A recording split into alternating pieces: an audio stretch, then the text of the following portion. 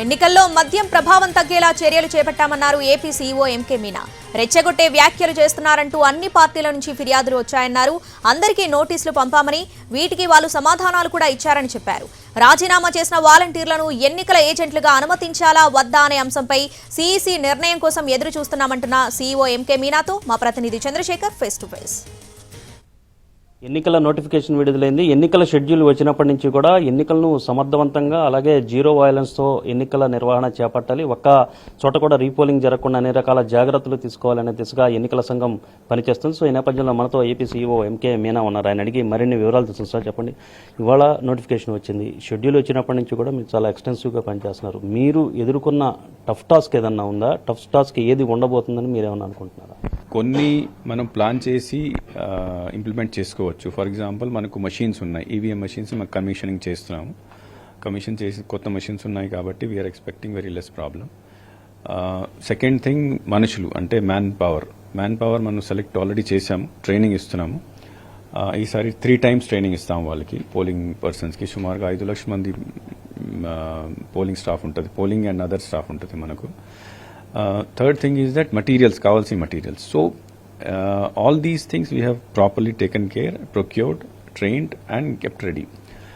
Election commission main వాళ్ళు జనవరిలో వచ్చినప్పుడు వాళ్ళు మెయిన్ ఉద్దేశం అంటే మన రాష్ట్రంలో, బికాజ్ మన రాష్ట్రం నుంచి కంప్లైంట్స్ చాలా ఎక్కువ వస్తున్నాయి కాబట్టి రకరకాల, ఇంతకుముందు ఎలక్ట్రల్ రోల్ మీద వచ్చింది, దీని తర్వాత ఈ మద్యం, క్యాష్ డిస్ట్రిబ్యూషన్ దీనిపైన వస్తున్నాయి కాబట్టి ఇక్కడ ఫస్ట్ ఆఫ్ ఆల్ వైలెన్స్ని పూర్తిగా కంట్రోల్ చేయాలి. రెండవది లిక్కర్, క్యాష్ డిస్ట్రిబ్యూషన్ కంట్రోల్ చేయాలి.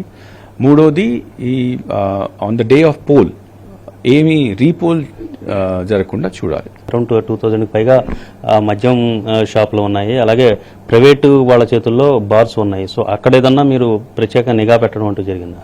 అంటే అక్కడ మన ఎలక్షన్ కమిషన్ గైడ్లైన్స్ ప్రకారం 2 రకాల మనకు నిఘా ఉంటుంది, డైలీ మానిటరింగ్ ఉంటుంది. ఒకటి స్టోరేజ్, అంటే అక్కడ ప్రతి షాప్లో ఎంత సర్క్యులర్, ఎంత అమౌంట్ ఆఫ్ లిక్కర్ ఉంది అది.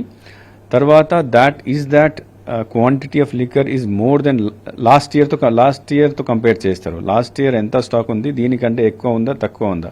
సో ఎక్కువ ఉంటే దీన్ని అక్కడే ఆ సప్లైని ఆపేయడం జరుగుతుంది. తర్వాత sale also everyday sale, there is a limit.